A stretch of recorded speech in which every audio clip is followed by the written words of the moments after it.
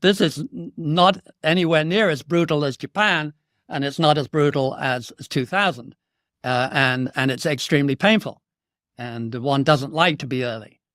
And the problem with being too early is when it gets to a historical level, I tend to blow the whistle and say, look, this is historically very dangerous, and this is what's happened historically several times, and there's no rule against the market going up more. And Japan is the mother and father, as I said, and a warning to anyone.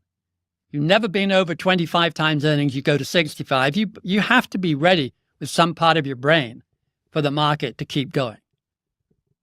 Having said that, bear in mind that it didn't change the outcome. It changed the timing of the outcome. But Japan went all the way back and gave up every inch of ground that it had made just because it kept going for 3 extra years. Changed nothing.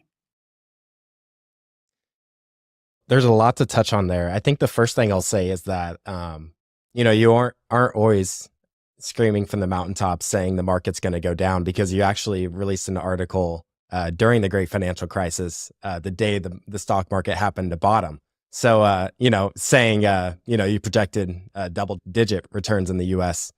From there. I'd like to embroider that a little, because one has to realize that the 21st century has been a very much higher level PE than the 20th century. The 20th century averaged 14 times earnings, and we've averaged more like 20. It's over 50% higher in the 21st century. This is not a small change. And if you've learned your trade and you've learned your history book in the 20th century, you are going to think that most of the time in the last 24 years has been overpriced. And I do think that. I think most of the time, for a variety of reasons, a shift in monetary policy, a shift in stimulus, an enormous increase in willingness to take debt at the government level, etc., has been important differences. Also, the level of monopoly that the U.S. has allowed. There is a concentration increase in every industry in America, and some of them fairly brutal. The Magnificent Seven really are international monopolies. They have kind of death grips on their programs, on their telephones, you name it, on their procedures that they're offering. And of course now on chips to produce AI. This is not a highly competitive market with 7 giant companies fighting it out. This is not the oil industry. This is a window of history where 7, or let's say a couple of handfuls of U.S. huge instant monopolies dominate the planet in terms of finance and stock market. This is not your father's stock market. This is a very different state of affairs. Now, it may go on, but it may be that Europe and eventually the U.S. will say enough is enough, as it did back in the oil days when they broke up the Super Exxon Standard Oil into, you tell me, 5 or 6 pieces. And other industries too. Telephone company swapped into many pieces. We may, however, allow the big corporations to kind of run the game, and that's one flight path. Or we may interfere and require a greater level of competition, and that is another flight path. So there's great uncertainties lurking around. Well, as I say, there's a fork in the road. There's a world where you allow monopolies to get stronger and stronger, and a rule of a few handfuls of companies on a global basis. And there's a world where the EU or other countries start to interfere and push back, and the game is completely different. But let me just make the point that every great bull market was accompanied by claims that it was entirely different, that due to the development of radio and the automobiles in 1929, the world was completely different. Electricity, telephones, all of the good things were finally getting broadly distributed. They'd been discovered earlier, but now they were being commercialized. And the giant AT&Ts were taking shape and so on. And the same in the tech bubble. Times were different. Tech was taking over the world. The internet would change everything. Drive away the dark clouds of ignorance, said Greenspan. It's quite poetic. And it was important. They were both important.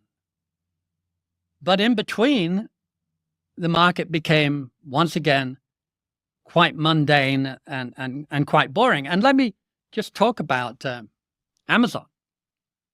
Amazon went up multiple times in 99.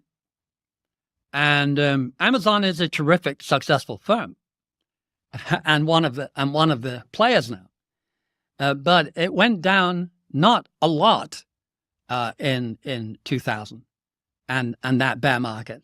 It declined by 92%. I mean, just think about that. A successful company, not disputing it, brilliantly managed, et cetera, went up, let's say 10 times in a real hurry, and then declines 92% before rising from the dead again and inheriting the world. That is the nature of the beast. If you go back in history, you find there was a huge bubble around the canal building in Europe. Then there was a huge bubble around railroads, both in the US and particularly in the UK and Europe, where they built or planned to build, 6, 7 railroad systems between Manchester and Sheffield. Absolutely Looney Tunes. Of course it was huge. It changed the economy. It changed the world. But there was a huge financial bubble and it broke. And it didn't wash away the railroads. It just washed away the investors. The railroads were left. They changed the world. They allowed a great surge of economic growth, but they bust. The internet, it's a real idea. It was serious. And it bust. Amazon, brilliant company, and it bust. Try owning a stock that goes down 92%, and you'll know what I mean by bust. So to have AI be serious, and it is serious, anyone can see that, it's a very serious idea. But if it doesn't have a glorious bubble up front, and then bust, and then regroup and be serious, it will be the first such event in history, guys. It will probably happen. Now, there's always the odd thing that is different and new, and maybe this will be it. But history says that's the pattern. Brilliant new idea does not mean the path is smooth. Brilliant new idea typically means the more brilliant, the more real it is, the more dollars get behind it, the bigger the bubble, the bigger the bust, and then you dig it out and you make your serious progress. It is not clear how many people will make any money in AI, is it?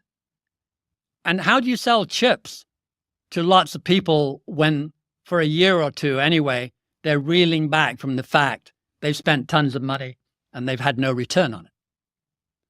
It's a very, very lively possibility that one day in the next couple of years, there will come a day when it will not have done well at all.